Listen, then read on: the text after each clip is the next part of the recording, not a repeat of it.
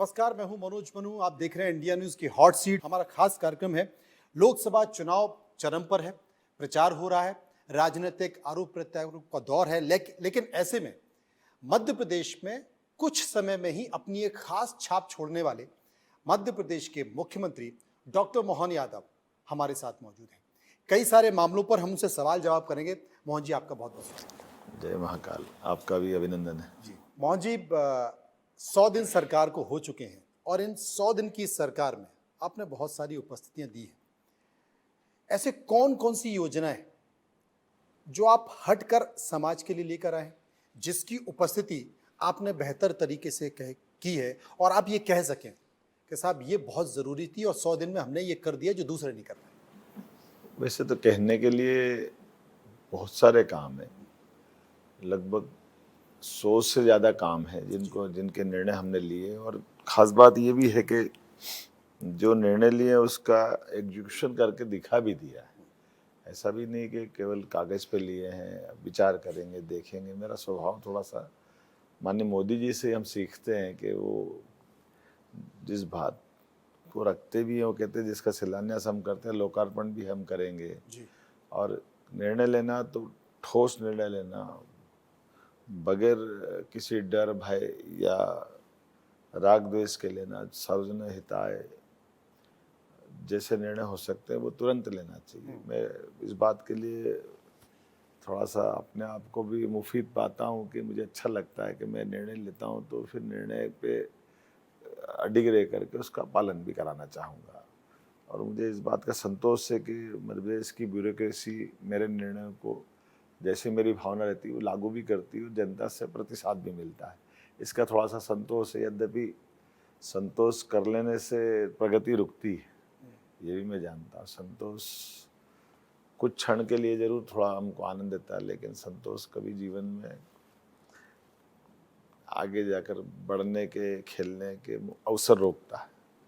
तो सीखने आप संतोष नहीं करते। मैंने आपका किस्सा भी सुना था, एक बयान सुना था जिसमें आपने कहा था कि कोई एक व्यक्ति था जो आपका शुभ चिंतक था। वो चाहता था कि आपके अंदर तमाम सारी क्षमताएं हैं, प्रशासनिक क्षमताएं हैं, राजनीतिक क्षमताएं हैं, लेकिन उन्होंने कहा कि मैं आपकी मदद कर सकता हूं प्रशासनिक क्षमता में, मैं आपको कोई बेहतर पोजीशन दे सकता हूं। आपने मना कर दिया कि ईश्वर ने कुछ और रच रखा है। वो तो बहुत पुरानी बात है। वो डिप्टी कलेक्टर का विषय था। उन्होंने कहा कि आप अगर MPPSC दे दोगे तो वो चेयरमैन थे, तो उन्होंने कहा मैं आपको डिप्टी कलेक्टर बना सकता हूँ।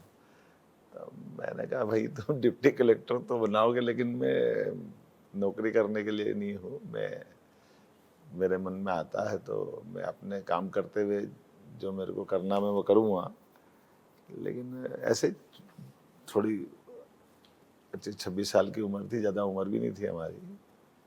हमने कहा ये आप मेरे को क्या डिप्टी कलेक्टर बनाइए, IAS अधिकारी मेरे हाथ के नीचे काम करेंगे।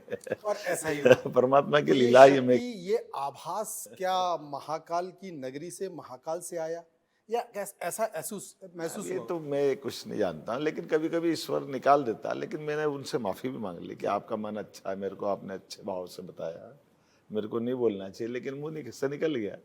ये अलग बात थी कि जब मैं UDA चेयरमैन रहा तो एडिशनल कलेक्टर मेरे यहाँ CO करके काम करते थे। जी। लेकिन जब मैं टूरिज्म का चेयरमैन बना, जब हरिरंजन राव वगैरह, ये पंकज राग, ये मेरे MD बने थे, उस दरमियान वो मेरे पास लगभग 15 साल का गैप हो गया था। वो आए मेरे पास, मेरे को बधाई भी दी कि तुम्हारा कॉन्फिडेंस अच्छा था।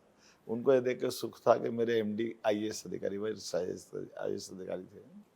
वो कोई ऐसी बहुत उल्लेखनीय बात नहीं, लेकिन ऐसे मैंने तो कोई बात निकली। आप तीसरी पंक्ति में रहे, क्योंकि मैं 2003 से मध्य प्रदेश को कवर कर रहा हूँ। तमाम मुख्यमंत्री उनको देखा, मैंने कभी आपको एक्टिव नहीं देखा। मैंने आपको कभी दिल्ली में उस तरीके से लॉबिंग करते नहीं देखा। और यदा कदा आप टकरा गए तो मैंने उस तरीके से, जिन लोगों की ख्वाहिश होती है और उस तरीके से मेहनत होती है, लेकिन तीसरी पंक्ति में बैठे हुए व्यक्ति को अगर पार्टी ने मुख्यमंत्री बना दिया तो इसे आप क्या कहेंगे? क्या पार्टी को भरोसा था डॉक्टर मोहन यादव पर कि नहीं, प्रदेश को जिस शख्सियत की जरूरत है, चाहे वो प्रशासनिक दृष्टि से हो, राजनीतिक दृष्टि से हो, वो यही चेहरा है? देखिए, ये हमारी पार्टी की विशेषता है कि काम करने वाले लोगों को लगातार वो अपनी निगाह में रखते हैं, उनका ऑब्जर्वेशन करते रहते हैं। और एक दिन का नहीं होता ये। और मोदी जी तो कतई नहीं करते हैं, उनकी तो बहुत लंबी रिसर्च होती है, सर्च होती है। और हमारी पार्टी में सामूहिक नेतृत्व की विशेषता है, तो सब लोगों का अपना अपना अनुभव होता है। मैं नहीं समझ सकता हूँ कि क्या क्या किया होगा उनने, मेरे को मालूम भी नहीं है। और हमारे यहाँ ऐसा कोई प्रयास करेगा तो उसका नंबर लगता भी नहीं है, मैं जानता हूँ। लेकिन ये सत्य है कि मैं यूडीए में रहा, उज्जैन विकास प्राधिकरण, लगभग 8 साल मैंने वहाँ काम किया, राज्य मंत्री का दर्जा भी था। मुझे शिकागो में निर्माण कार्यों को लेकर के कान इंटरनेशनल से अवार्ड मिला, महात्मा गांधी फाउंडेशन से अवार्ड मिला। बाद में मैं एमपी टूरिज्म कॉरपोरेशन का चेयरमैन रहा, तब 2 बार हमारे अपने कॉरपोरेशन को राष्ट्रपति से पुरस्कार मिला। बाद में भी ऐसे कई मौके आए, पुरस्कार वगैरह तो लेते रहते, लेकिन काम करके भूलने क्या देते, काम करा और भूल गए। और ये जैसे हमारे यहाँ एजुकेशन पॉलिसी लागू करनी थी, एजुकेशन मिनिस्टर था, तो हमने लागू करी अपनी पॉलिसी और देश में सबसे पहले लागू की। लेकिन कोई अवार्ड लेने के लिए ऐसा कोई मन में आता नहीं, पर अपने आप जिनको अच्छा लगता है, जो इन काम को पसंद करते हैं, मैं अपने रुचि के लिए भी ऐसे कई सारे काम करता रहता हूँ जो आमतौर पर राजनीति वाले नहीं करते हैं। लिखने पढ़ने के काम, कोई अच्छे अपने मन में ऐसा लगता है कि डेवलपमेंट के काम में भी कोई और धारा भी हो सकती है। फिर प्राचीन ज्ञान विज्ञान भी उनका महत्ता है, उसको भी स्थापित होना चाहिए। ऐसे कई विषयों को लेके चलता हूँ। ये दिखते हैं वो कई बार, चूँकि मेरी कार्यशैली और शुरुआत की जो स्थान है वो उज्जैन था, तो उज्जैन से जुड़ जाता है। अदरवाइज उज्जैन का नहीं, पूरे देश का मान सम्मान बढ़ाने वाले काम है। जैसे उदाहरण देता हूँ कि हमारा भारतीय कालगणना तो पूरे भारत की है। और आपकी जानकारी के लिए बता दूं कि ये जो ग्रीनविच से अभी स्टैंडर्ड टाइम की जो कल्पना करते हैं या जो अभी चलता है, इस मुद्दे पर कि भारत से कालगणना होना चाहिए, ये केवल भारत नहीं, पाकिस्तान, बांग्लादेश, भूटान, नेपाल, तिब्बत, यहाँ तक कि चाइना के विद्वान भी मानते हैं कि समय गणना का केंद्र ये ग्रीनविच नहीं होना चाहिए।